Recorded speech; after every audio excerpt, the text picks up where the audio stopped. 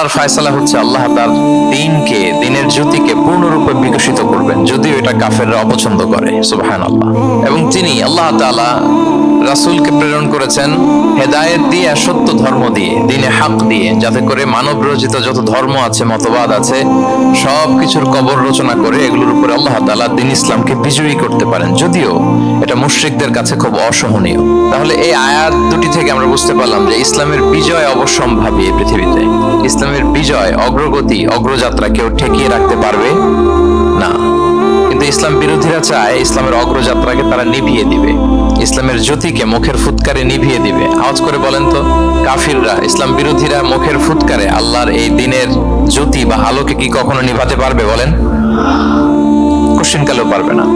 তারা নানা ষড়যন্ত্র করে, তারা নানা ধরনের চক্রান্ত করে, কূটকৌশল করে, আমাদেরকে আমাদের ভূমি থেকে উচ্ছেদ করে, আমাদের ভূখণ্ডে বোমা নিক্ষেপ করে, নানা ধরনের ষড়যন্ত্রের ছক এঁকে আমাদের নৌজওয়ানদেরকে শহীদ করে, গ্লোবাল সমুদ ফ্লোটিলার মতো নৌবহরকে আটকে দিয়ে ওরা ভাবে যে ওরা ইসলামের বিজয়কে ঠেকায় ফেলবে। আসলে কি পারবে?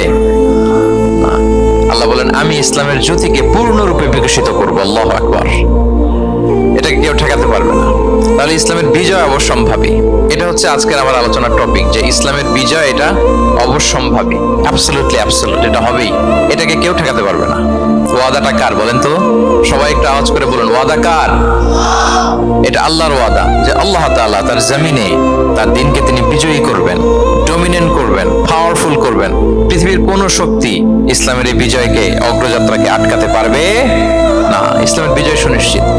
ইসলাম বিজয়ী হবেই, আপনাকে নিয়ে বা আপনাকে ছাড়া, আমাকে নিয়ে কিংবা আমাকে ছাড়া। আই রিপিট, আমি আবারও বলছি, ইসলামের বিজয় হবেই হবে, আপনাকে সহ বা আপনাকে ছাড়া, আমাকে সহ বা আমাকে ছাড়া, বিজয় হবেই। সো আমি যদি এই মহাবিজয়ের একটা অংশীজন হতে পারি, এটা আমার জন্য লাখ। কি বলেন? এই বিজয়ের পার্ট যদি আমি হতে পারি, এই ভিক্টরির একটা পার্ট যদি, অংশ যদি হতে পারি, এটা আমার জন্য ব্লেসিংস, আমার সৌভাগ্য। ঠিক কিনা বলেন? এখন বলেন, আমরা সেই সৌভাগ্যের অধিকারী হতে চাই কি চাই না? হতে চাই না সবাই?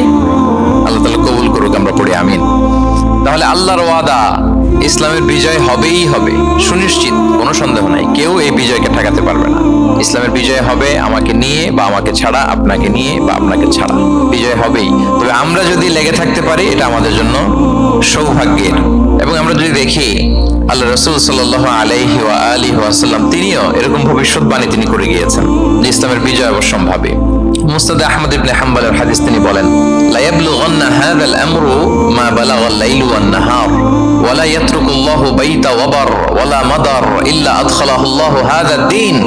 এই দ্বীন ইসলাম, এই লা ইলাহা ইল্লাল্লাহর বাণী পৌঁছে যাবে গোটা বিশ্বব্যাপী। যেখানে দিন হয়, রাত হয়, দিন রাত্রির আবর্তন পৃথিবীর যেখানে ঘটে, সেখানেই কালেমার বাণীকে পৌঁছে দিবে কে? এই পৃথিবীতে এমন কোনো কাঁচা পাকা ঘর থাকবে না যে এই ঘরে লা ইলাহার বাণী পৌঁছাবে না। সুবহানাল্লাহ। পৃথিবীতে এমন কোনো জায়গা থাকবে না, এটা হোক মরুভূমি, হোক জঙ্গল, হতে পারে পাহাড়, হতে পারে কোনো আদিবাসী নৃগোষ্ঠী থাকে, পৃথিবীর এমন কোনো জায়গা থাকবে না যেখানে লা ইলাহার বাণী পৌঁছাবে না। পৌঁছে যাবে। সহিহ মুসলিমের আরেক বর্ণনায় আল্লাহ রাসূল সাল্লাল্লাহু আলাইহি ওয়া আলিহি ওয়াসাল্লাম তিনি বলেন, ইন্নাল্লাহা যাওয়ালি আল আরবা ফারাআইতু মাশারিকাহা ওয়া মাগারিবাহা ওয়া ইন্না মুলকা উম্মতি সায়াবলুগু মা যুবিয়া লি মিনহা। তিনি বলেন, আল্লাহ তাআলা গোটা বিশ্বটাকে ছোট করে একটা রেপ্লিকা বানিয়ে আমার চোখের সামনে তুলে ধরেছেন। আমি পৃথিবীর প্রাচ্য পাশ্চাত্য সবটুকুন দেখেছি, আর আমি যদ্দূর দেখেছি ঠিক তদ্দূর কালিমার বাণী পৌঁছে যাবে। সুবহানাল্লাহ পড়বেন না? তার মানে গোটা বিশ্বব্যাপী ইসলামের সুমহান বাণীকে পৌঁছে দিবে কে? আল্লাহ পৌঁছে দিবেন। আল্লাহর ওয়াদা আর নবী আলাইহিস সালামের ভবিষ্যৎবাণী। তো ইসলামের এই বিজয়ের অংশী যেন আমরা হতে পারি, আল্লাহ আমাদেরকে তৌফিক দান করুন। আপনি যদি বর্তমান পৃথিবীর দিকে তাকান, তাহলে দেখবেন যে ইসলামের বিরুদ্ধে এত ষড়যন্ত্র, এত কনস্পাইরেসি, এত অত্যাচার, অপারেশন, এত কিছুর পরেও ইসলাম হচ্ছে world's fastest growing religion right now. পৃথিবীর সবচাইতে গ্রোয়িং রিলিজিয়ন হচ্ছে ইসলাম, সবচাইতে। আপনি দেখেন, জরিপ চালিয়ে একটু খোঁজ খবর নিয়ে দেখেন, সারা ওয়ার্ল্ডে দ্য ফাস্টেস্ট গ্রোয়িং রিলিজিয়ন হচ্ছে ইসলাম। সবচাইতে বাড়ন্ত যেই ধর্মের ভেতরে মানুষ পানির মতো প্রবেশ করছে, সেই ধর্মটার নাম কি? ইসলাম। মানুষ প্রবেশ করছে বানের পানির মতো। আপনি পশ্চিমা বিশ্বে দেখেন, প্রতি জুমাবারে অনেক অমুসলিম, নন মুসলিম, ইহুদি, খ্রিস্টান, এইথিস্ট, সংশয়বাদী, অ্যান্টাগনিস্ট, তারা এসে শাহাদা বাণী পড়ে মুসলমান হয়ে যাচ্ছে প্রতি জুমাবার। নারী পুরুষ নির্বিশেষে, আস্তিক নাস্তিক নির্বিশেষে প্রতি জুমাবারে তারা এসে শাহাদা পড়ে মুসলমান হয়ে যাচ্ছে। এটা তো মসজিদের খবর। রাস্তাঘাটেও আমাদের পশ্চিমা বিশ্বের দায়ীরা রাস্তার মধ্যেও দাওয়াতি কাজ করে, আলহামদুলিল্লাহ। এটাকে স্ট্রিট দাওয়া বলে। এই যে এরকম টেবিল নিয়ে বসে কোরআনের ট্রান্সলেশন নিয়ে, কিছু ইসলামের সহজ সরল বই নিয়ে তারা নন মুসলিমদের সাথে ইসলাম নিয়ে কথা বলে। আর ওরা খুব ফ্রেন্ডলি মানুষের সাথে মেশে কথা বলে, ফলে ইজিলি তাদেরকে অ্যাপ্রোচ করা যায়। তো তাদেরকে অনেকে জিজ্ঞেস করে যে তোমার ধর্ম কি, তোমার বাবার ধর্ম কি, what do you think about life after death, মৃত্যুর পরের জীবন নিয়ে তোমার ভাবনা কি, তোমার দাদা কোথায় গেল, তোমার বাবা কোথায়, তো চলে গেছে, তুমিও কোথায় যাবা। এইভাবে যখন জিজ্ঞেস করে নন মুসলিমদেরকে, তাদেরকে যখন ভাবাতে ইসলামের বাণীগুলো যখন তাদের সামনে পেশ করে, তারা যখন কনভিন্সড হয়, অনেক ক্রিশ্চিয়ান, অনেক জুইশ, অনেক নন মুসলিম ওই রাস্তার ওই দাওয়া কাজের মধ্যে, স্ট্রিট দাওয়াতেই ওইখানেই ঘোষণা দেয় আশহাদু আল্লা ইলাহা ইল্লাল্লাহ ওয়া আশহাদু আন্না মুহাম্মাদান আবদুহু ওয়া রাসূলুহু। রাস্তায় আধা ঘন্টা দাওয়া কাজের মধ্যেই ওরা কনভিন্সড হয়ে মুসলমান হয়ে যায়। World's fastest growing religion. গোটা বিশ্বব্যাপী এভাবে ইসলামকে আল্লাহ তাআলা ছড়িয়ে দিচ্ছেন, গোটা বিশ্বব্যাপী ছড়ায় যাচ্ছে। কেউ এর অগ্রগতিকে থামায় রাখতে পারবে না, অসম্ভব। দেন কোশ্চেন হচ্ছে, এত এত ধর্ম থাকতে, এত এত ডক্ট্রিন থাকতে, মতভেদ থাকতে ইসলামের গ্রোথ এত বেশি কেন? গোটা বিশ্বতে দেখি মুসলমানরা মার খায়, ফিলিস্তিনে মার খাচ্ছে, আরাকানে মার খাচ্ছে, কাশ্মীরে মার খাচ্ছে, সব জায়গায় আমরা অপ্রেসড। তারপরেও মানুষের এত অ্যাট্রাকশন কেন ইসলামের প্রতি? ইসলাম থেকে তো মানুষ ভয়ে ভাগার কথা ছিল। ইসলামোফোব যেভাবে তারা ডিজাইন করেছে ওয়ার্ল্ড ওয়াইড, ইসলামের ব্যাপারে একটা ভীতি যেভাবে আন্তর্জাতিকভাবে ছড়িয়ে দেওয়া হয়েছে, এখন তো ইসলাম থেকে দূরে যাওয়ার কথা ছিল, কি বলেন? কিন্তু তার বিপরীতে বানের পানির মতো মানুষ ইসলাম ধর্মে ঢুকছে, লা ইলাহা পড়ে তারা সৌভাগ্যবান হচ্ছে। এর কারণটা কি? আজকে আমরা এই কারণটা উদ্ধার করবার চেষ্টা করবো, যে কেন হওয়ার কথা ছিল ইসলামের কথা শুনলে মানুষ ভয় পাবে না, সে নন মুসলিমরাই ইসলামের সুশীতল সুমহান বাণীর নিচে আশ্রয় নিচ্ছে। এর কারণটা কি? এই কারণগুলো আজকে আমরা বলবো। যে সমস্ত কারণে ইসলামের এই জয় জয়কার, যে সমস্ত কারণে অমুসলিমরা ইসলামের প্রতি অ্যাট্রাক্টেড হচ্ছে, যে সমস্ত কারণে মানুষ অন্য ধর্ম ছেড়ে মুসলিম হওয়ার জন্য পাগল পড়া, এই কারণগুলো আজকে আমরা একটু অ্যানালাইসিস করবো। এর মধ্যে এক নাম্বার কারণ হচ্ছে, আমার সুপ্রিয় দক্ষিণ কোরিয়া প্রবাসী ভাইয়েরা, এক নাম্বার কারণ হচ্ছে ইসলাম বা ইসলামী যে মতবাদ, এটা হচ্ছে ভেরি ন্যাচারাল। আমাদের ধর্মটা হচ্ছে ভেরি ন্যাচারাল রিলিজিয়ন। এটা খুবই স্বভাবজাত, খুবই স্বভাবজাত, রুচিসম্মত আর কি, পরিবেশ সম্মত, স্বাস্থ্যসম্মত, রুচিসম্মত, স্বভাবজাত। এটা মানতে, শুনতে, বুঝতে খুব সহজ। এটা আমাদের জীবনের সাথে খুব যায়। আরবিতে এটাকে বলে দীনুল ফিতরা। কি বলে? দীনুল ফিতরা, মানে এটা ফিতরাতের ধর্ম। এই ধর্মের উপরই মানুষকে আল্লাহ তাআলা তৈরি করেছেন। এটা যখন সুন্দরভাবে কারোর সামনে প্রেজেন্ট করা হয়, এটা তার কাছে এলিয়েন মনে হয় না, বরং বেশ আপন মনে হয়। এর কারণ হচ্ছে রুহের জগতে আমরা এরকম একটা কনফারেন্সে জয়েন করেছিলাম। সাইয়েদনা আদম আলাইহিস সালামের পৃষ্ঠদেশ থেকে যারা আমরা বনি আদম হয়ে পৃথিবীতে আসবো, তাদের রূহগুলোকে একত্রিত করে আল্লাহ এরকম একটা কনফারেন্সে কভেনেন্ট করেছিলেন, চুক্তি। তিনি আমাদের জিজ্ঞেস করেছিলেন যে আলাস্তু বিরাব্বিকুম, আমি কি তোমাদের রব নই? আমরা তখন স্বীকারোক্তি দিয়ে এসেছিলাম, আমরা বলেছিলাম ক্বালু বালা শাহিদিনা, হ্যাঁ আপনি আমাদের রব। তার মানে রুহের জগতেই আমরা আমাদের রবকে চিনে এসেছি, ইসলামকে চিনে এসেছি রুহের জগতে। ফলে দুনিয়াতে যখন কেউ সুন্দর করে কোনো অমুসলিমের সামনে ইসলামকে পেশ করে, প্রেজেন্ট করে, তার কাছে ইসলামকে বড্ড চেনা চেনা লাগে, ইসলামকে বড্ড আপন আপন লাগে। কারণ ইসলাম তার কাছে নতুন না, সে তো অনেক আগে ইসলামের সাথে পরিচিত হয়ে এসেছে। সুবহানাল্লাহ, রুহের জগতেই সে ইসলামকে চিনে এসেছে। ইসলামের সাথে একটা ইন্টারাকশন তার রুহের জগতেই ছিল। ফলে দুনিয়াতে যখন চমৎকার ভাবে কারোর সামনে ইসলামকে প্রেজেন্ট করা হয়, ইসলামকে তার কাছে অপরিচিত লাগে না, এলিয়েন মনে হয় না, বরং বড্ড আপন আপন লাগে তার কাছে ইসলামকে। ফলে সহজে সে ইসলামকে গ্রহণ করতে পারে। তাহলে এটাকে বলা হয় ফিতরাত। ফিতরাতাল্লাহিল্লাতী ফাতারান নাস আলাইহা লা তাবদীলা লিখালকিল্লাহ। আল্লাহর প্রকৃতির অনুসরণ করো। আল্লাহ বলেন যে প্রকৃতির উপর আল্লাহ তাআলা মানুষকে বানিয়েছেন, আল্লাহর সৃষ্টি কাঠামোতে কোনো পরিবর্তন নেই। তাহলে সবাই এই ফিতরাত ইসলামের উপরই জন্মায়। অন্য হাদিসে আল্লাহ রাসূল সাল্লাল্লাহু আলাইহি ওয়াসাল্লাম বলেন যে মা মিন মাউলুদিন ইল্লা ইল্লা ইউলাদু আলাল ফিতরা ফাআবাওয়াহু ইউহাউবিদানিহি আও ইউনাসসিরানিহি আও ইউমাজ্জিসানিহি, মানে সব মানুষ ইসলামের উপর জন্মায়, পরে তার মা বাবারা হয়তো তাকে ইহুদি বানায় বা হিন্দু বানায় বা অগ্নি উপাসক বানায়, কিন্তু তার আসল ধর্ম হচ্ছে ইসলাম। আওয়াজ করে বলেন তো, আসল ধর্ম কি? আসল ধর্ম ইসলাম। সে ফিতরাতের উপর জন্মগ্রহণ করেছে, এমনিতেই বাই ডিফল্ট তার মনটা ইসলামের দিকে টানে। এই পৃথিবীতে যা কিছু ভালো, যা কিছু কল্যাণকর, যা কিছু আমাদের সাথে খাপ খায়, সুইট করে, সহজে সুইটেবল হয়, এটাই ফিতরাত। এটাই কি? ফিতরাত। তো সব মানুষ ফিতরাতের উপর জন্মেছে, ইসলামের উপর জন্মেছে। মেরাজের রাতে রাসূল সাল্লাল্লাহু আলাইহি ওয়াসাল্লামকে দুইটা পেয়ালা দেয়া হয়েছে। তিনি বললেন, উতিতু বিইনাআইন, আমাকে জিবরাইল আলাইহিস সালাম দুইটা বাটি দিল বা পেয়ালা দিল। ফি আহাদিহিমা লাবান ওয়া ফিল আখারি খামর, এর একটার মধ্যে ছিল দুধ আর একটা মদ। আমি দেখতে পাচ্ছিলাম না কোনটাই কি। আমাকে যখন দেয়া হলো ফা আখাযতুল লাবান, আমি দুধের বাটি নিলাম।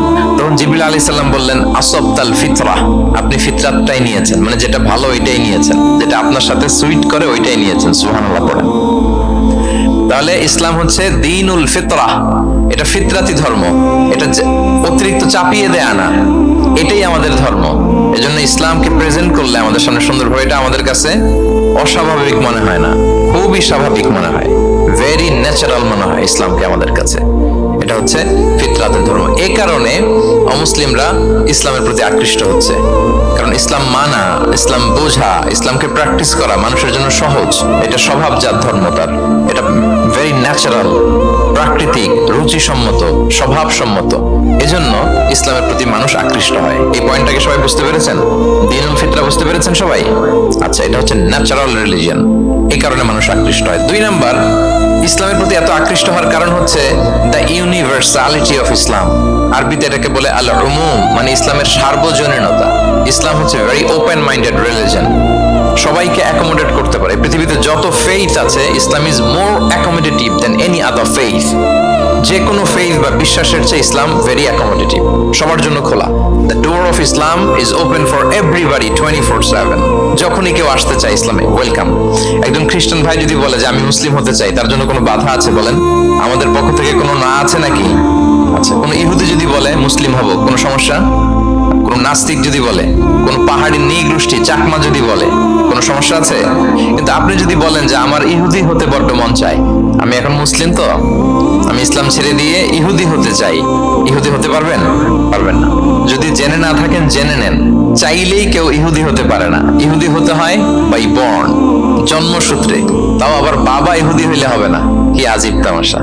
মা ইহুদি হইতে হবে। ইহুদি মায়ের পেট থেকে যদি কেউ জন্মায় তাইলে সে ইহুদি। কিন্তু আমাদের ধর্মে এরকম নিয়ম আছে বলেন তো? না।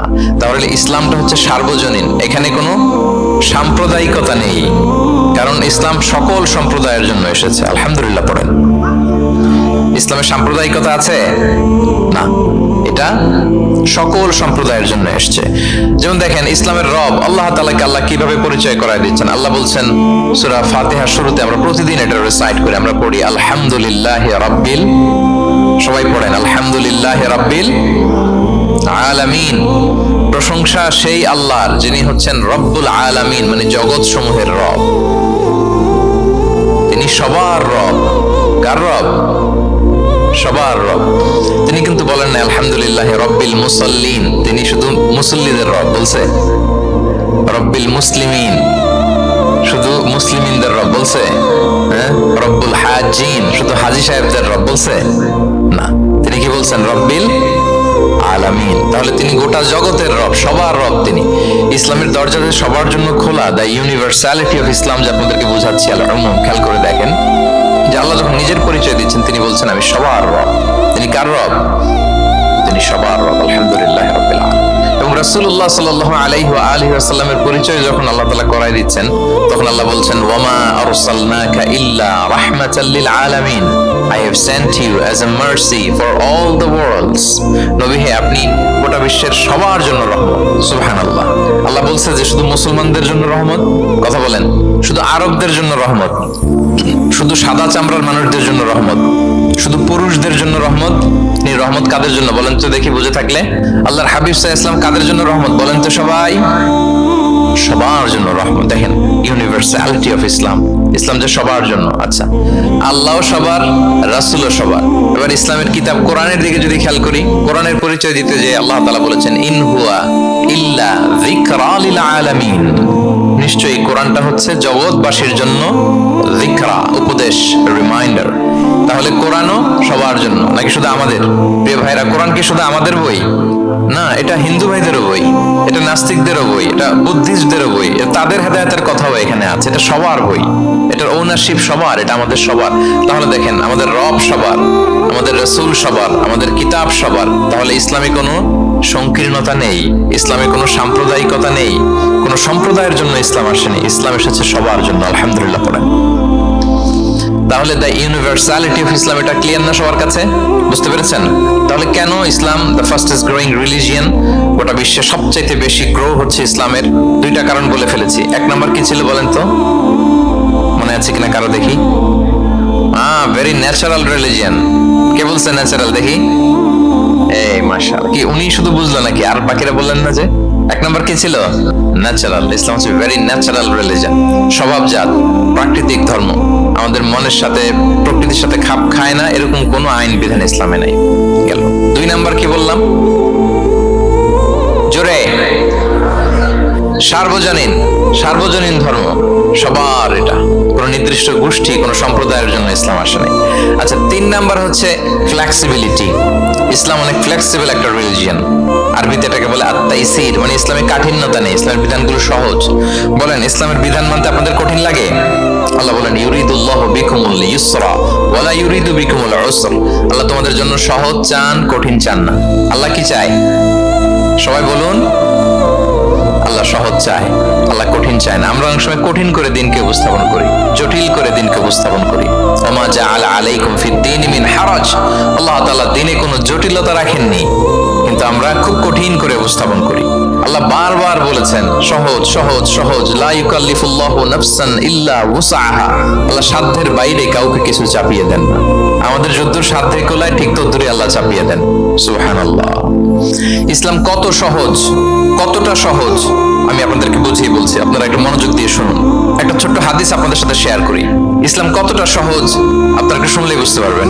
এক সাহাবী আল্লাহ রাসূল সাল্লাল্লাহু আলাইহি ওয়া আলিহি ওয়াসাল্লামের কাছে এসে তিনি বললেন, ইয়া রাসূলুল্লাহ হালাকতু ইয়া রাসূলুল্লাহ, হে রাসূল আমি তো শেষ, আমি তো, শুনতেছেন মনোযোগ আছে, আমি তো শেষ।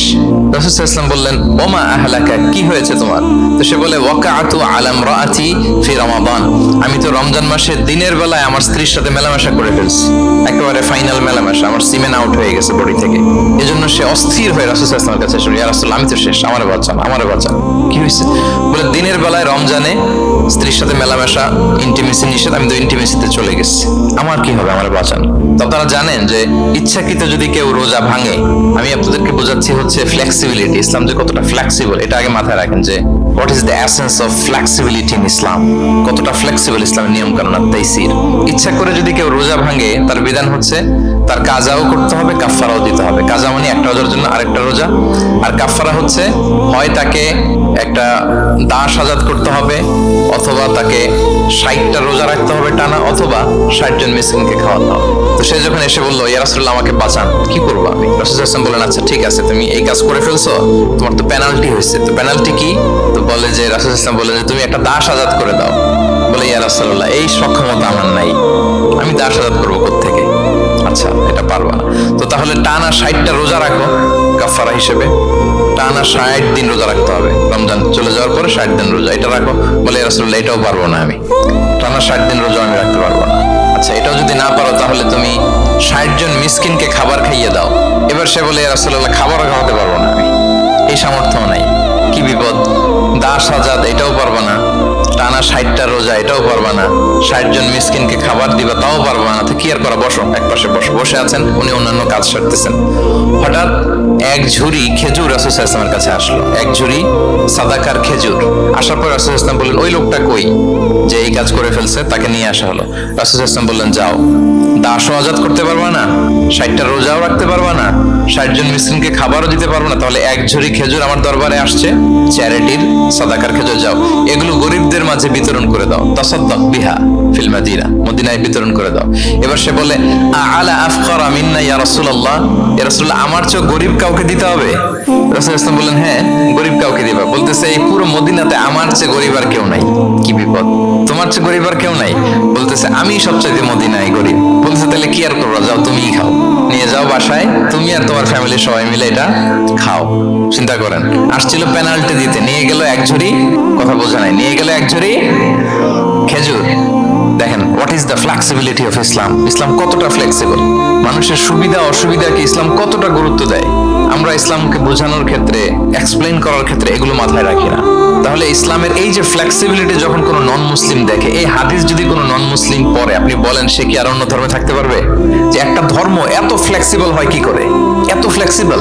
এভাবে আপনি যদি দেখেন যে রাসূল সাল্লাল্লাহু আলাইহি ওয়াসাল্লাম খুব সহজ করে দিন ইসলামকে উপস্থাপন করেছেন।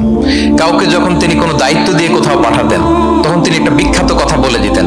সবসময় বলতেন যে বাশশিরু ওয়ালা তুনাফিরু, ইয়াসসিরু ওয়ালা তুআসসিরু। তোমরা মানুষকে সুসংবাদ দাও দিনের ব্যাপারে, মানুষকে ভয় দেখিও না, দিন থেকে ভাগিও না। ইয়াসসিরু, তোমরা দিনকে সহজ করে প্রেজেন্ট করো, ইসলামকে জটিল করে মানুষের সামনে কখনো প্রেজেন্ট করো না। ফ্লেক্সিবিলিটি। আল্লাহ রাসূল সাল্লাল্লাহু আলাইহি ওয়াসাল্লাম তিনি একবার মসজিদে নববীতে বসা, এক বেদুইন আসলেন। বেদুইন, নোমাডিক গাই, বেদুইন যার মধ্যে সভ্যতার ছোঁয়া লাগেনি। তো সে মসজিদে ঢুকেই উঠে চড়ে আসলেন, উটটাকে মসজিদের পিলারের মধ্যে বেঁধে রাসূল সাল্লাল্লাহু আলাইহি ওয়াসাল্লামকে সালামও দিচ্ছে না। কি দিচ্ছে না? সালামও দিচ্ছে না, কথাও বলতেছে না। মসজিদে ঢুকে পিলারের মধ্যে উটটাকে বেঁধে 2 রাকাত নামাজ পড়া শুরু করছে।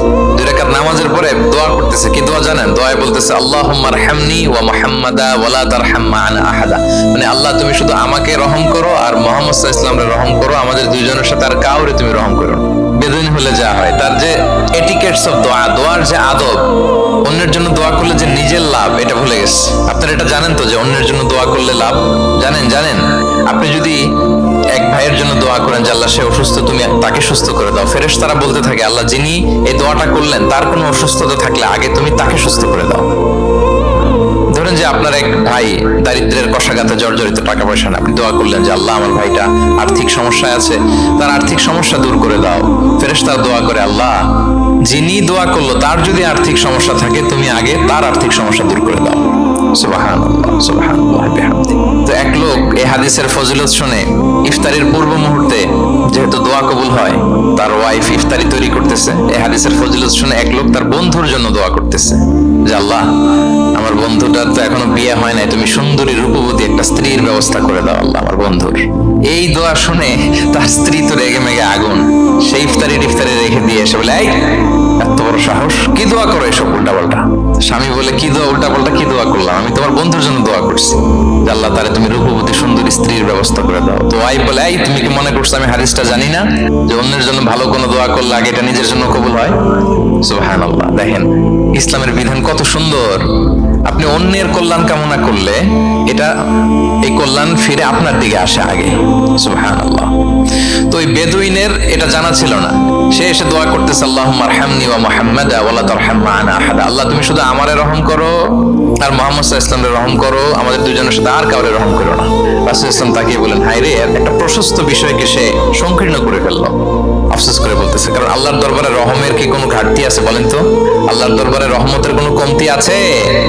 নাই। রাসূল ইসলাম পরিষদে সবাইকে ইনক্লুড করতে পারতো। আচ্ছা গেল, দোয়া শেষে এবার সে মসজিদে নববীর মাঝখানে বসে পেশাব করা আরম্ভ করছে। এবার তো সাহাবারা রেগে মেগে আগুন, কি এত বড় সাহস, মসজিদে নববীর মাঝখানে পেশাব, সবাই উদ্ধত হচ্ছে তাকে মারতে যাবে। রাসূল ইসলাম সবাইকে সামলালেন, থামালেন, বললেন রাখো, ছাড়ো, আগে সারতে দাও। কারণ কেউ যখন ওয়াশরুম সারে মাঝখানে তাকে ডিস্টার্ব করা যায় না, এটা তার ক্ষতি হবে। রাসূল ইসলাম বললেন রাখো, লেট হিম পাস ইউরিন, তাকে কাজ সারতে দাও। সে কাজ সারলো। এবার রাসূল ইসলাম বললেন ও হারিকু আলা বাউলিহি সাজলান মিন মা, তার পেশাবের উপর এক বালতি পানি ঢেলে দাও, দিয়ে ফেললো। এবার রাসূল ইসলাম বললেন ইন্নামা বুইসতুম মুয়াসসিরিন ওয়া লাম তুবআসু মুআসসিরিন। হে সাহাবারা মনে রাখো তোমরা সহজপন্থী হিসেবে প্রেরিত হয়েছে, তোমরা কট্টরপন্থী হয়ে পৃথিবীতে প্রেরিত হও নাই। সুবহানাল্লাহ। তাহলে যে কোনো জিনিসের সলিউশন আপনার সহজভাবে করতে হবে, এটাকে জটিল বানানো যাবে না। আমরা অনেক সময় জটিল থেকে জটিল করি।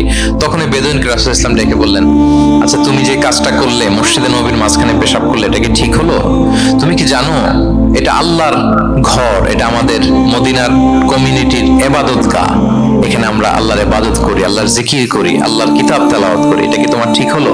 এইভাবে যখন আদর দিয়ে পরম মমতায় তাকে বুঝিয়ে বলা হলো, সে লজ্জিত হয়ে মাথা নিচু করে ফেললো। সুবহানাল্লাহ, রাসূল সাল্লাল্লাহু আলাইহি ওয়াসাল্লামের কাছে ক্ষমা চাই।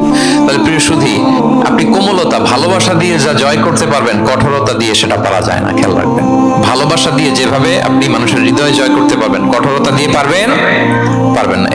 এজন্য ইসলাম ফ্লেক্সিবিলিটিতে বিশ্বাস করে। ফ্লেক্সিবিলিটি, লা ইউকাল্লিফুল্লাহু নাফসান ইল্লা উসআহা। আল্লাহ সাধ্যের বাইরে কাউকে কখনো কিছু চাপিয়ে দেয় না। এজন্য ইসলামকে সহজ করে উপস্থাপন করতে বলেছেন তিনি। মুআয ইবনে জাবাল রাদিয়াল্লাহু তাআলা আনহুকে রাসূল সাল্লাল্লাহু আলাইহি ওয়াসাল্লাম একবার ইমাম বানিয়ে পাঠালেন একটা এলাকায়। তো ওই এলাকার লোকেরা ছিল শ্রমজীবী সাহাবী, শ্রমজীবী। উট ব্যবহার করে সেখান থেকে কুয়া থেকে পানি নিয়ে খেজুর গাছের মধ্যে দিত। সারাদিন যখন কষ্ট করত, হার্ড ওয়ার্কিং করত, বিকেলে ক্লান্ত হয়ে পড়তো। তো উনি মাগরিবের নামাজে সূরা বাকারা দিয়ে একবার তেলাওয়াত শুরু করলেন। সূরা বাকারা কোরআনের সবচাইতে ছোট সূরা নাকি সবচাইতে বড়? তো উনি যখন বাকারা দিয়ে নামাজ শুরু করলেন, এক শ্রমজীবী সাহাবী এসে আর কন্টিনিউ করতে পারছেন না, এত লম্বা কেরাত কিভাবে পারবেন, তো ক্লান্ত, শ্রান্ত, পরিশ্রান্ত। উনি রেগে নামাজ ছেড়ে দিয়ে একা একা নামাজ পড়ে রাসূল সাল্লাল্লাহু আলাইহি ওয়াসাল্লামের কাছে যে অভিযোগ করলেন, নালিশ করলেন। বললেন, ইয়া রাসূলুল্লাহ, দেখেন এমন একজনকে ইমাম করে আমাদের এলাকায় অ্যাসাইন করেছেন, উনি মাগরিবের নামাজে পড়তেছেন সূরা বাকারা, আর আমরা সবাই শ্রমজীবী, কৃষিজীবী মানুষ। রাসূল সাল্লাল্লাহু আলাইহি ওয়াসাল্লাম রেগে গেলেন। মুআয ইবনে জাবালকে ডেকে বললেন, মুআয, আফাতানুন আনতা ইয়া মুআয, তুমি কি ফিতনা ছড়াচ্ছ সমাজে? তোমাকে পাঠিয়েছি কমিউনিটির ইউনিটি ধরে রাখার জন্য। আফাতানুন আনতা ইয়া মুআয, হে মুআয, তুমি কি সাব্বিহ ইসমা রাব্বিকাল আ'লা এই সূরা পারো না? ওয়াশ-শামসি ওয়া দুহাহা এই সূরাটা পারো না? ওয়াদ-দুহা ওয়াল-লাইলি ইযা সাজা এটা মুখস্থ নাই? এই ছোট ছোট সূরাগুলো থাকতে তুমি বাকারা দিয়ে পড়তে গেলা কেন? সুবহানাল্লাহ, সুবহানাল্লাহ, আল্লাহু আকবার। দেখেন ইসলাম কতটা ফ্লেক্সিবিলিটিতে বিশ্বাসী। সহজ করে ইসলাম সবকিছু উপস্থাপন করে। এজন্য নন মুসলিমরা যখন দেখে যে ইসলামের মধ্যে এরকম ফ্লেক্সিবিলিটি আছে, তারা ইসলামের প্রতি আকৃষ্ট হয়। আলহামদুলিল্লাহ। আচ্ছা বলেন তো, বিয়েতে মোহরানা দেয়া কি? সবাই বলুন। একজন বলছে ফরজ। সবাই বলুন, বিয়েতে মোহরানা দেয়া কি? ওয়া আতুন নিসা সাদাকাতিহিন্না নিহলা। সানন্দ চিত্তে স্বামীদেরকে আল্লাহ বলছেন, তোমরা তোমাদের মোহরানা ডৌরি দিয়ে দাও, দিতেই হবে। অনেকে এটা দেয় না, ঠিক না, দিয়ে দিতে হবে। তো দেয়া ফরজ। মোহরানা দেওয়ার মতো অর্থ এক সাহাবীর নাই। এক সাহাবী বললেন, ইয়া রাসূলুল্লাহ, বিয়ে করব, মোহরানা আছে? নাই। তো না থাকলে কি বিয়ে করবা কি করে? এখন যাকে পছন্দ করছে ওই নারীকে জিজ্ঞেস করতেছে, তুমি কি কোরআন পারো? মেয়ে বলে, না, আমি তো কোরআন পারি না। তো যে সাহাবী বিয়ে করবেন ওনাকে বলেন, তুমি কোরআন পারো? হ্যাঁ, আমি তো অনেকগুলো সূরা পারি। তখন রাসূল সাল্লাল্লাহু আলাইহি ওয়াসাল্লাম ওই কন্যাকে, মেয়েকে ডেকে বলল যে, তুমি তো সূরা পারো না, তোমার হবু হাজবেন্ড অনেকগুলো কোরআনের সূরা পারে, তো তোমাকে তোমার স্বামী প্রতিদিন কিছু না কিছু সূরা মুখস্থ করাই দিবে, এটাই হয়ে যাবে তোমার বিয়ের মোহর। তাহলে বলেন তো, সহজ না কঠিন? ওযু করে নামাজ পড়া কি? সবাই বলুন, ফরজ। কিন্তু ধরেন ওযুর পানি নাই, তখন তায়াম্মুম করে পড়লেও কবুল করবে কে? আল কিয়াম ফিস সালাত, দাঁড়িয়ে নামাজ পড়া কি? ফরজ। দাঁড়াতে পারছেন না, বসে বসে পড়লে কবুল করবে কে? বসতেও পারেন না, শুয়ে পড়লেও কবুল করবে কে? তাহলে বলেন তো, ইসলামের বিধান কি কঠিন না সহজ? ফ্লেক্সিবিলিটি আর তাইসির। ইসলামের এই ফিচারটার কারণে, এই বৈশিষ্ট্যের কারণে অমুসলিমরা ইসলামের প্রতি আকৃষ্ট হয়, যে ইসলামের বিধানগুলো এত ফ্লেক্সিবল। এটা হচ্ছে মূল বিধান, না হলে এটা, না হলে অপশন, না হলে এই অপশন। মানে সমাজের সাথে খাপ খাইয়ে নেওয়ার মতো, সহজে মানুষ এটাকে এক্সিকিউট করার মতো সব বিধান আল্লাহ তাআলা রেখে দিয়েছেন। সুবহানাল্লাহ। তাহলে এই বিষয়গুলোর কারণে মুসলিমরা ইসলামের প্রতি আকৃষ্ট হয়। দ্য ফাস্টেস্ট গ্রোয়িং রিলিজিয়ন, মূল যে টপিক, মনে আছে তো আপনাদের? তাহলে 3টা কারণ অলরেডি বলে ফেলেছি, আরো 2টা বলবো, বলে শেষ করে দেব। এর মধ্যে প্রথমটা কি ছিল? ইসলাম ধর্মটা কেমন? ন্যাচারাল, ভেরি ন্যাচারাল রিলিজিয়ন, দীনুল ফিতরা। 2 নম্বরে সার্বজনীন, দ্য ইউনিভার্সালিটি অফ ইসলাম, আল উমুম, এটা সবার জন্য এই ধর্মটা। 3 নম্বরে কি বললাম? ফ্লেক্সিবিলিটি। ইসলাম খুব ফ্লেক্সিবল, এটা সহজে মানা যায়, সহজে এটাকে পালন করা যায়, এজন্য অমুসলিমরা আকৃষ্ট হয়। 4 নম্বর হচ্ছে ব্যালেন্সড অ্যাপ্রোচ অফ ইসলাম। ইসলামের বিধানগুলো খুবই ব্যালেন্সড, ভারসাম্যপূর্ণ আর কি। এর মধ্যে পরিমিতি বোধ আছে, ভারসাম্য বোধ আছে, এটা ব্যালেন্সড। এই কারণে ইসলামের প্রতি মানুষ আকৃষ্ট হয়। এখানে বাড়াবাড়িও নাই, ছাড়াছাড়িও নাই, মাঝামাঝি। বাড়াবাড়িও নাই, ছাড়াছাড়িও নাই। আমার সাথে সাথে বলেন, কি নাই? বাড়াবাড়িও নাই, আর কি নাই? ছাড়াছাড়িও নাই, বরং মাঝামাঝি, ব্যালেন্সড অ্যাপ্রোচ। ইসলামের সবকিছু দেখবেন ব্যালেন্সড। ওয়াকাযালিকা জাআলনাকুম উম্মাতান ওয়াসাতা লিতাকুনু শুহাদা আলান নাস ওয়া ইয়াকুনা আর-রাসূলু আলাইকুম শাহীদা। অনুরূপভাবে আমি তোমাদেরকে ব্যালেন্স জাতি বা মধ্যমপন্থী জাতি হিসেবে তোমাদেরকে পৃথিবীতে করেছি, যাতে করে তোমরা অন্য জাতির উপর সাক্ষী হতে পারো আর নবী হতে পারেন তোমাদের উপর সাক্ষী। তাহলে আমাদের ধর্মটা খুবই ভারসাম্যপূর্ণ, খুবই কি ভারসাম্যপূর্ণ, বাড়াবাড়িও নাই, ছাড়াছাড়িও নাই। দেখেন বিশ্বাসীদের বৈশিষ্ট্যের কথা বলতে যে আল্লাহ তাআলা বলছেন ওয়াল্লাযীনা ইযা আনফাকু লাম ইউসরিফু ওয়া লাম ইয়াকতুরু ওয়া কানা বাইনা যালিকা কাওয়ামা। বিশ্বাসীরা যখন দান করে, দানের ক্ষেত্রে তারা কৃপণতাও করে না, আবার অপচয়ও করে না, বরং মাঝামাঝি দান করে, বরং কি মাঝামাঝি দান। রাসূলুল্লাহ সাল্লাল্লাহু আলাইহি ওয়াসাল্লামের একটা অভ্যেস ছিল, তার কাছে কেউ কিছু চাইলে উনি না বলতে পারতেন না। কি বলতে পারতেন না? সবাই বলুন, রাসূলুল্লাহ সাল্লাল্লাহু আলাইহি ওয়াসাল্লাম কি বলতে পারতেন না? না। কেউ কিছু চাইবে আর উনি না বলবেন, এই না ওনার ডিকশনারিতে নাই, না বলতে জানতেন না। তো একবার রাসূলুল্লাহ সাল্লাল্লাহু আলাইহি ওয়াসাল্লামের মাত্র একটা মাত্র জামা, কয়টা জামা? একটা। তো এক ফরিয়া দিয়ে এসে রাসূলুল্লাহ সাল্লাল্লাহু আলাইহি ওয়াসাল্লামকে বললেন, ইয়া রাসূলুল্লাহ, আমাকে একটা জামা দিন, আমি বস্ত্রহীন। তো রহমতের নবী কি আর করবেন, যেহেতু না বলতে জানেন না, কাউকে ফিরিয়ে দিতে জানেন না, নিজের জামাটাই খুলে দিয়ে দিলেন। সুবহানাল্লাহ। এখন ওনার গায়ে তো জামা নাই, আছে? উনি জামাহীন অবস্থায় ঘরে বসে আছেন। আল্লাহ তাআলা আয়াত নাযিল করলেন ওয়াল্লাযীনা ইযা আনফাকু লাম ইউসরিফু ওয়া লাম ইয়াকতুরু ওয়া কানা বাইনা যালিকা কাওয়ামা। বিশ্বাসীরা যখন দান করে তারা কৃপণতাও করে না, আবার বাড়াবাড়িও করে না, মাঝামাঝি থাকে, মধ্যমপন্থা। মানে বুঝাতে চাইলেন, আল্লাহ তাআলা এই কথা দিয়ে বুঝাতে চাইলেন, নবী হে, জামা যদি দুটো থাকতো তাহলে না হয় একটা দিতেন, দুটো যদি থাকতো একটা দিতেন। এখন ছিল কয়টা? এটাই যখন দিয়ে দিয়েছেন, এখন আপনি পড়বেন কি? সুবহানাল্লাহ বিহামদিহি। ভারসাম্য শিখালেন আল্লাহ। তাহলে ইসলাম হচ্ছে ভারসাম্যের ধর্ম, ব্যালেন্সড রিলিজিয়ান, বাড়াবাড়িও নাই, ছাড়াছাড়িও নাই। সাহাবাদের মনের মধ্যে একবার কৌতূহল জাগলো যে রাসূল সাল্লাল্লাহু আলাইহি ওয়াসাল্লাম রাত্রিবেলা কি আমল করে, দিনের বেলা কি আমল করে, ওনার ব্যক্তিগত আমলগুলো কেমন, একটু দেখে আসি। তো ওনারা খোঁজ লাগালেন, খোঁজ লাগিয়ে যা পেলেন তাদের খুব একটা মনোপুত হলো না। ওনারা ভাবলেন যে রাসূল সাল্লাল্লাহু আলাইহি ওয়াসাল্লাম হয়তো আরো বেশি আমল করেন, কিন্তু ওনাদের কাছে মনে হলো যে কিছুটা বোধহয় কমই হয়ে যাচ্ছে। তো একজন বলল, আরে রাসূল সাল্লাল্লাহু আলাইহি ওয়াসাল্লামের তো আগের পরের সব গুনাহ মাফ, গফিরা লাহু মা তাকাদ্দামা মিন যামবিহি ওয়া মা তাআখার। ওনার তো কোনো গুনাহই নাই, এই আমল ওনার জন্য ঠিক আছে, আমাদের জন্য ঠিক না, আমাদের আরো বাড়াই করতে হবে। তো কি করা যায়? এই চিন্তা থেকে এরা একজন বলে যে তাইলে একটা কাজ করি, আমি আর এখন থেকে রাতে ঘুমাবো না, সারা রাত তাহাজ্জুদ করব। সারা রাত কি করব? আরেকজন বলে তাহলে আমি কালকে থেকে যে নফল রোজা রাখা শুরু করব, জীবনেও মরার আগের দিন পর্যন্ত আর রোজা ভাঙবো না, খালি রোজা চলতেই থাকবে। দুইজন তো দুইটা নিয়ে নিছে, আরেকজন কি করবে? আরেকজন বলে তোরা যা করছস, আমি এক কাজ করি, আমি আর আমার স্ত্রীর কাছেই যাব না, সন্ন্যাসী হয়ে গেলাম, আর বউদের কাছে যাব না, সন্ন্যাসী জীবন, খালি আল্লাহ বিল্লাহ, ইবাদত, জিকির, আজকার, দোয়া, দরুদ পড়তে পড়তে জীবন শেষ করে দেব। তিনজন তিনটা নিয়ে নিল। এই কথা যখন রাসূলুল্লাহ সাল্লাল্লাহু আলাইহি ওয়াসাল্লাম তিনি শুনলেন, তিনি অপছন্দ করলেন। তিনি বললেন, মা বালু আকওয়ামিন ইয়াকুলুনা কাযা ওয়া কাযা। তোমাদের কি হলো? ডাকলেন, সমাবেশ করে বলেন, এই নাম ধরে বলতেন না। তিনি কিভাবে মানুষকে কারেক্ট করতেন দেখেন, সংশোধন করতেন। এই তুমি নাকি এটা বলছো, দাঁড়াও আব্দুল্লাহ, এই আব্দুর রহমান তুমি দাঁড়াও, এই আব্দুল করিম, তিনজনে তিন খারাপ কাজ করছো, এইভাবে সংশোধন করতেন না। কারণ নাম ধরে দাঁড় করালে তারা তো অন্যদের সামনে অপদস্থ হবে, কি বলেন, ঠিক কিনা? নাম না ধরে তাদের কাজ নিয়ে বললেন যে মা বালু আকওয়ামিন ইয়াফআলুনা কাযা ওয়া কাযা, মা বালু আকওয়ামিন ইয়াকুলুনা কাযা ওয়া কাযা। আচ্ছা, তোমাদের মধ্যে কয়েকজন নাকি এই কাজের ঘোষণা দিছো, তোমাদের মধ্যে কয়েকজন, তাহলে যেই তিনজন দিছে এরা তো বুঝে ফেলছে যেগুলো আমাদেরকেই বলতেছে, ঠিক কিনা বলেন? আর বাকিরাও সতর্ক হয়ে গেল। এবার রাসূল সাল্লাল্লাহু আলাইহি ওয়াসাল্লাম বললেন, না, তোমাদের এই কাজটা ঠিক হয়নি। ইন্নী লা আখশাকুম লিল্লাহি ওয়া আতকাকুম লাহু। তোমাদের মধ্যে আমি নবী সবচেয়ে বেশি আল্লাহকে ভয় করি, আমি সবচেয়ে বড় মুত্তাকি। কই, আমি তো রাতে ঘুমাই আবার তাহাজ্জুদ করি, কিছু সময় ঘুমাই কিছু সময় তাহাজ্জুদ করি। এই ভারসাম্য রেখে জীবন চালাতে আমার তো তাকওয়ার কোনো ক্ষতি হয় না। আমি তো স্ত্রীদের সাথে মিশি, আমার তো কোনো সমস্যা হয় না। আমি মাঝে মাঝে নফল রোজা রাখি সোম বৃহস্পতি, বাকি দিনগুলোতে দিনের বেলা আমি খাই। কই, এই ভারসাম্যপূর্ণ জীবন আচরণে আমি নবী হয়ে তো আমার কোনো সমস্যা হয় না, তোমাদের তো সমস্যা কোথায়? সুবহানাল্লাহ। তাহলে রাসূল সাল্লাল্লাহু আলাইহি ওয়াসাল্লামের চাইতে যদি কেউ বড় মুত্তাকি হতে চায়, হতে পারবে বলেন তো? না। সেই নবী রাতে কখনো নির্ঘুম থাকতেন না, only except the last 10 days of Ramadan. রমাদানের শেষ 10 রাতে রাসূল সাল্লাল্লাহু আলাইহি ওয়াসাল্লাম ঘুমাতেন না। আর সারা বছরের রুটিন হচ্ছে এশার পরেই ঘুম দিয়ে এরপর রাসূল সাল্লাল্লাহু আলাইহি ওয়াসাল্লাম শেষ রাতে তাহাজ্জুদ পড়তেন। মানে ঘুমোতেন আবার নামাজ পড়তেন, ব্যালেন্সড। ইবাদত করতেন, স্ত্রীদের সাথেও মিশতেন, মাঝে মাঝে রোজা রাখতেন, আবার মাঝে মাঝে না রেখে খাবার খেতেন দিনের বেলা। সুবহানাল্লাহ। তাহলে এটাকে বলে the balanced approach of Islam, আরবিতে বলে আল ওয়াসাতিয়াতু ওয়াল ইতিদাল, মানে মধ্যমপন্থী থাকা, ভারসাম্যপূর্ণ থাকা। ইসলামের অনন্য একটা বৈশিষ্ট্য হচ্ছে এই আল ওয়াসাতিয়্যা, মানে দ্য ব্যালেন্সড অ্যাপ্রোচ, ভারসাম্যপূর্ণ জীবন বিধান। এগুলো যখন অমুসলিমরা দেখে তারা অবাক হয়ে যায়। সম্মানিত সুধী, আপনারা যদি ঈসা আলাইহিস সালামের ব্যাপারে আমাদের আকীদা দেখেন, বিশ্বাস, তাহলে আরো ক্লিয়ার হবেন যে আমরা অন্য ধর্মের চেয়ে কিভাবে ভারসাম্যপূর্ণ। খেয়াল করে শুনুন, খুব মজার ঘটনা, মজার ব্যাপার।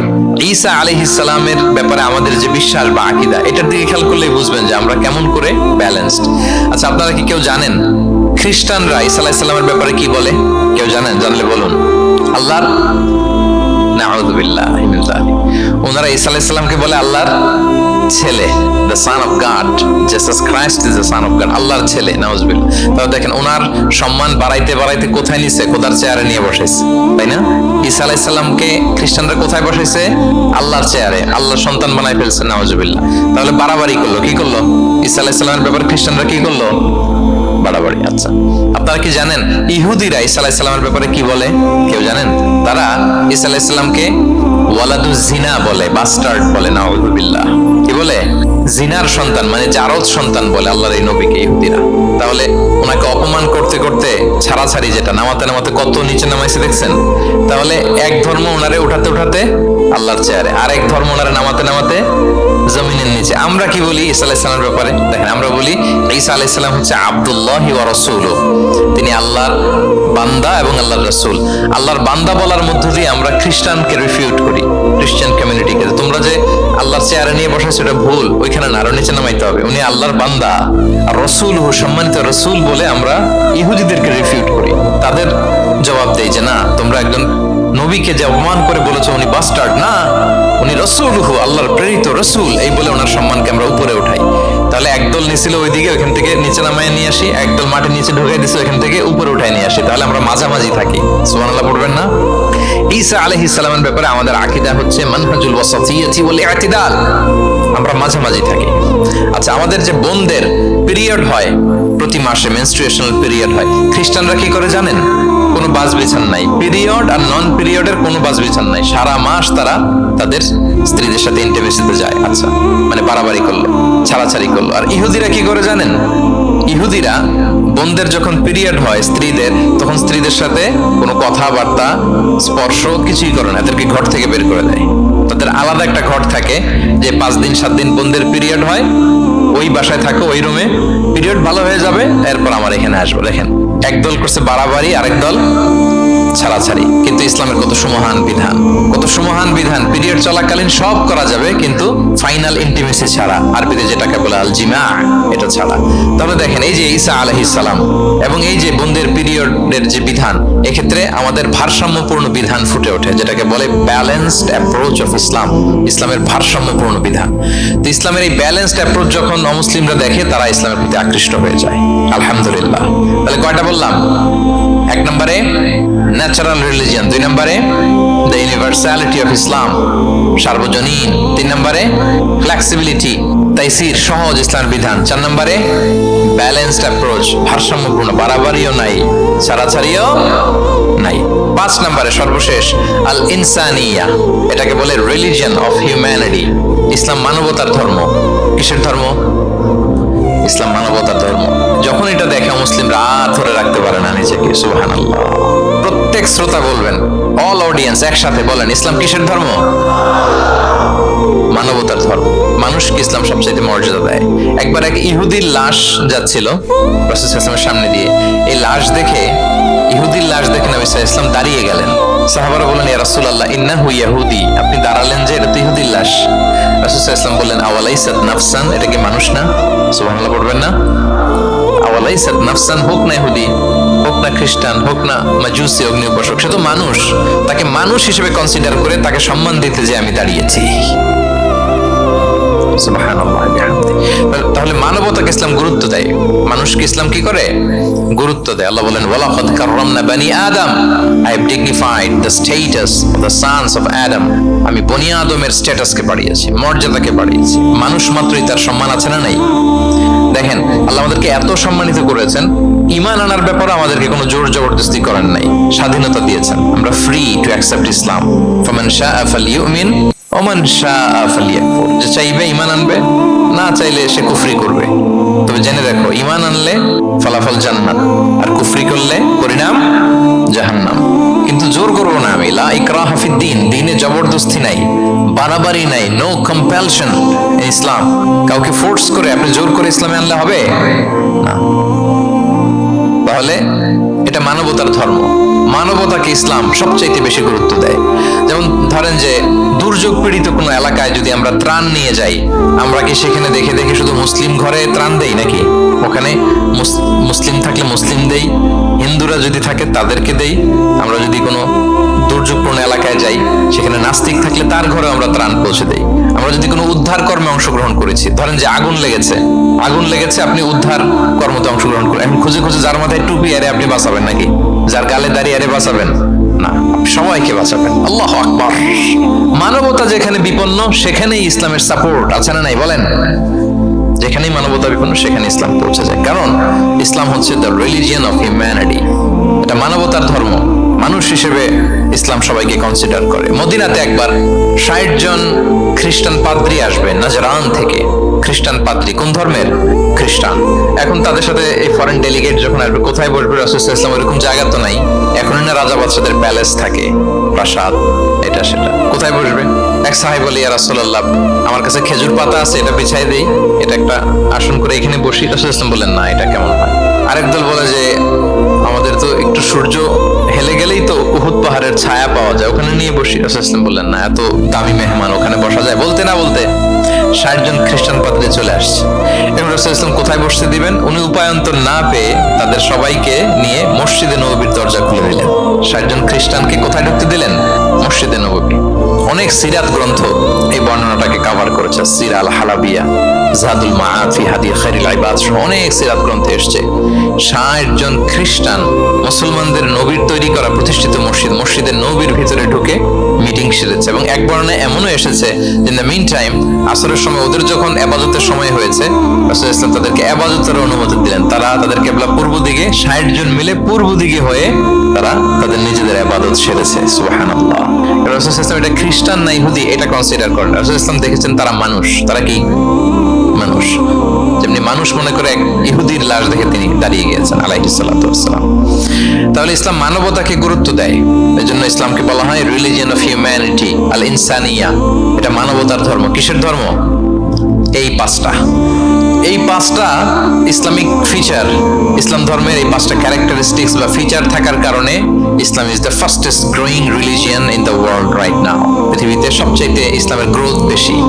সবাই কালিমা শাহাদা পড়ে মুসলমান হয়ে যাচ্ছে নন মুসলিম দেশগুলোতে। আপনাদের সাউথ কোরিয়ার কথা আমি জানি না, আমি তো ওয়েস্টের অনেক দেশে গিয়েছি, অনেক জায়গায় আমাদের বন্ধুরা ইমাম খতিব হিসেবে আছে, তাদের কাছ থেকে শুনি রেগুলার নন মুসলিমরা, খ্রিস্টানরা তারা কালিমা পড়ে মুসলমান হয়ে যাচ্ছে। তাদের চার্চগুলো তারা বিক্রি করে দিচ্ছে, চার্চ সিনাগগ গুলো বিক্রি করে দিচ্ছে। গত সপ্তাহে, তার আগের সপ্তাহে আমার জাপানে প্রোগ্রাম ছিল, এক মসজিদে আলোচনা করলাম, দেখি যে মসজিদটা খুব সুন্দর। আমি বললাম এত সুন্দর মসজিদ? বলে যে শেখ, এটা আগে ক্যাসিনো ছিল। ক্যাসিনো কি ছিল? ক্যাসিনো চিনেন তো? জুয়ার আসর বসতো আর কি এখানে। বলে যে আমরা ক্যাসিনো কিনে এটার মসজিদ বানাই ফেলছি।